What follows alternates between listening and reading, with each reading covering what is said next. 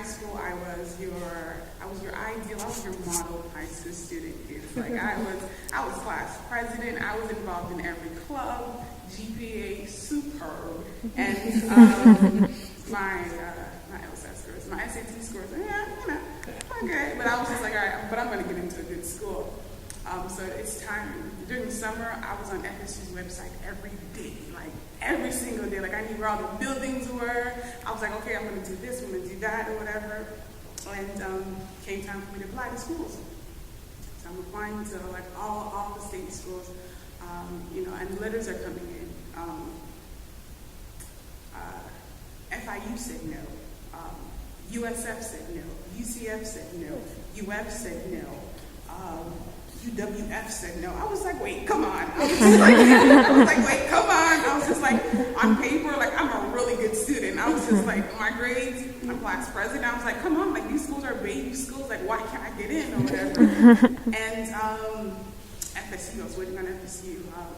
December came, they waitlisted me. It was like, okay, they want better SAT scores. And I didn't retest. And then I'd applied to the CARE program. And then I was waitlisted for them, and I was just like, can't.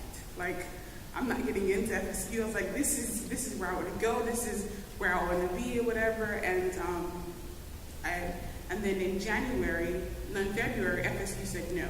And then I was waiting on the CARE program. That was just like, they're full to capacity. I'm probably not going to get in. And as class president, everyone's looking at me like, where are you going? What are you going to do? Whatever. I finally got accepted to Spelman and to this other school, and both schools, like by the time I graduated, I would have been in debt. My parents would have been in debt like $100K after 4 years, and I was just like, I really don't want to go to the community college, but like if I have to go there, like that's just what I'm going to do. 3 days before graduation, I get a call from this counselor. She's not even my counselor. She's just like, they've been trying to, FSU has been trying to contact you. You've been admitted. I was like, what? And I just like, I fell in her office crying, and I'm just like, everything worked out. Like, God is, my provider. He is my everything to me, because and I'm glad, he closed the doors that he closed, and he opened the doors that he opened, and they all happened for a reason. I can't imagine my life not happening the way it did, me being here, and meeting the people that I've met, and the friendships that I've started and ended, and the internship opportunities, the job opportunities that I've had here.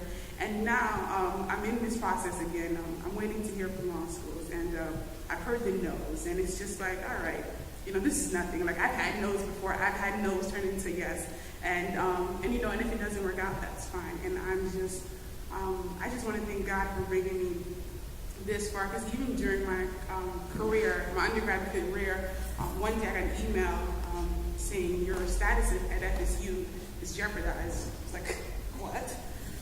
And I've never been good in math, and there was this math class that I failed, and she was like, if you don't, pass this class, you're going to be dismissed. I was just like, and this lady had no faith in me, like, whatsoever. And I was just like, all right, I'm going to pass this class, And I went home and I studied, and I was doing okay on the exams, but I had to make an A on my last exam to pass. And I called my mom, I'm crying, and she was just like, activate your faith, there's this saying in Creole, like, bit famsu, be strong, like, you're gonna do this. And I go in, I take the test, and I make a 91, exactly what I needed to pass this class and to, stay in school. And I just want to thank God. I'm 2 weeks from graduation. At one point I didn't see this happening, and I want to thank God for that and what He's done for me in the past and what He's going to do in the future. And that's my testimony. Amen.